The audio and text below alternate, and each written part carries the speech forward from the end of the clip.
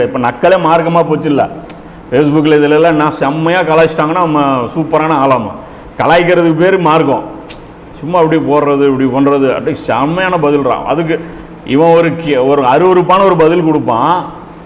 ஆப்போசிட்டுக்காரன் என்னடா இவன் இவ்வளோ அசிங்கமாக பேசுகிறானேன்னு அவன் அமைதியாக இருந்துருவான். அவனை ஓட வச்சிட்டாங்கன்னு சொல்லிட்டு இவங்க சந்தோஷப்பட்டுக்குவான்.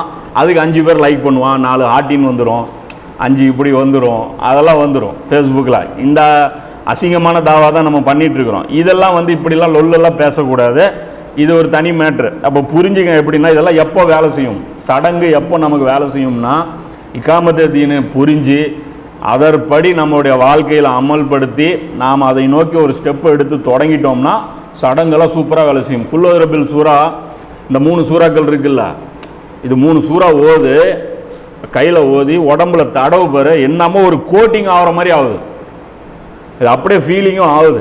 நம்ம தடவும் போது என்ன ஆகுதுன்னா என்னமோ ஒரு வேஸ்லின் தடவும்ல, வேஸ்லின் தடவும்னா அப்படியே அந்த கோல்டு க்ரீம்லாம் தடவும்ல, அந்த ஃபீலிங்கே கிடைக்குது. இது முன்னாடியும் தடவி இருப்போம், நமக்கு ஒன்றும் அது தெரியறதில்ல. இப்போ தடவும் போது தெரியுது. அதுதான் பாரு நபி ஸல்லல்லாஹு அலைஹி வஸல்லம் பார்த்தீங்கன்னா இது அல்லாஹ் கடைசியாக கொடுத்த கிஃப்ட்டு. குல்லு ரப்பில் ஃபலக்கும் குல்லு ரப்பின் நாஸ் சூராவும் அல்லாஹ் கடைசியாக கொடுத்த கிஃப்ட்டு. சூனியத்தை முறியடிக்கக்கூடிய கிஃப்ட்டு. யூதர்கள் சூனியம் மூலமாக தான் இன்றைக்கி எல்லாமே சாதிச்சுட்டு இருக்கிறாங்க. சூனியம் சாதாரண மேட்டர் இல்லை. அது சும்மா ரோட்டில் போகிறவன் வர்றவனுக்கெல்லாம் கற்றுக் கொடுக்க மாட்டாங்க. அப்போ சூனியங்கிறது தனி. அப்போ சூனியத்துலேருந்து நாம் தப்பிச்சுக்கலாம். இவன் எதில் சூனியம் வைக்கிறான், எப்படி சூனியம் வைக்கிறான்லாம் கிடையாது. காலையில் எந்திரிச்சு குல்லுல்லாஹது குல்லு ரப்பில் ஃபல குல்லு ரப்பின் நாஸ் ஓத வேண்டியது 3 வாட்டி, அப்படியே உடம்பு ஃபுல்லாக தடைக்க வேண்டியது, ப்ரொடெக்ஷன் ஸ்டார்ட்டு. அப்புறம் நைட்டு தூங்கும்போது மறுபடியும் இதே செய்ய வேண்டியது. ஆயத்துல் குர்சி ஓதிட்டோம்னா முடிஞ்சு போச்சு. ஒரு மலக்கு நமக்கு பாதுகாவலராக போட்டுருவோம். அதே மாதிரி ஒவ்வொரு தொழுகையும் முடிச்சிட்டோம் ஆயத்துல் குர்சி ஓதிக்கலாம். அந்த ஜிக்ருகள் எல்லாமே ஓதும் போது நமக்கு ஃபுல் ப்ரொடெக்ஷன் அல்லாஹ்வுடைய புறத்தில் கிடச்சிரும். நமக்கு எந்த ஒரு கவலையும் தீண்டாது. இந்த மன உளைச்சல், அது நமக்கு நடக்கிற அந்த இழப்புகள் இருக்குல்ல, எல்லாத்துலேயும் இருந்து அல்லாஹ் பாதுகாத்துருவான். ஏன்னா இவன் நமக்கு தேவை, அல்லாஹ் நினைப்பான்.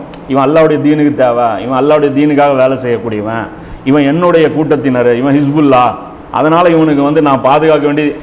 ஏன்னா பார்த்தீங்கன்னா நம்மளை மனிதர்கள் யாரும் பாதுகாக்க மாட்டாங்க. எல்லாருமே நம்மளை கைவிட்டுருவாங்க. எல்லாருமே கைவிடும் போது அல்லாஹ் நமக்கு உதவி செய்வான். அதுதான் நமக்கு இந்த இடத்துல தேவையாக இருக்கும்.